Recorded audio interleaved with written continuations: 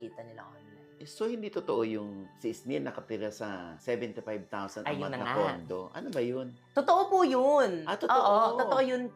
Ito po yung gusto ko po talagang i-clear sa lahat. Yung time po na sobrang dami po kasi naming props sa ginagawa ko pong content. Tapos, dati po, nagwa one bedroom lang po talaga ako. Ayun po, sobrang dami. Tapos may kasama pa po ako sa bahay, which is si Ate Lai. Tapos ngayon kasama ko po yung sister ko. So, kailangan ko po mag-upgrade ng bigger space. Sobrang dami ko na pong gamit doon sa previous kong nirerentahan. Tapos yung pinaka-easiest way, sinabi sa akin nung broker na meron dong available na unit sa taas. Sa same building, hindi na daw kami masyado mahihirapan maghakot ng gamit, ganyan. Pero medyo mahal, may kamahalan nga po talaga siya. Tapos dun po sa pinagsastayan ko po before, which is yung 75,000 nga po, sobrang laki po niya, may storage room, ganyan. So may mapagtambakan ako ng mga kompleto. Tapos yung buong team ko po, 46 po kami sa prod ko. Doon po sila nagsistay, nag-e-edit, nagaganyan. Kaya kailangan ko po talaga ng malaking space. Pero isa po to sa mistake, honest mistake na ginawa ko po. Kasi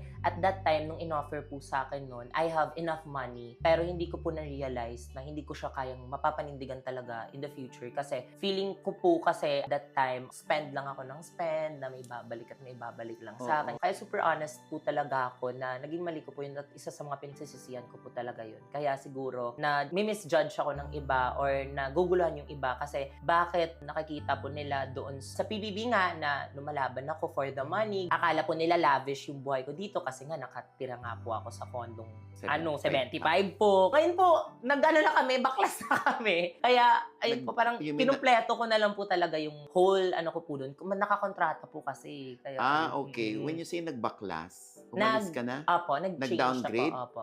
Opo, ng very onte. Pero ngayon po kasi, before po ako gagastos, mini-make sure ko po talaga na may enough savings po talaga ako. Kasi dati, kung ano lang po yung natitira sa bank account ko, minamax ko po talaga siya. At yun po talaga yung feeling mali mo may ko darating po. naman. Opo, parang Kaya mo ganun. sinasakit. At siguro I felt that time na I deserve it kasi sobrang hardworking ko, ganyan. Parang ito lang mabibigay ko sa sarili ko, nagbibigay din po ako sa parents ko, binabayaran ko din po yung mga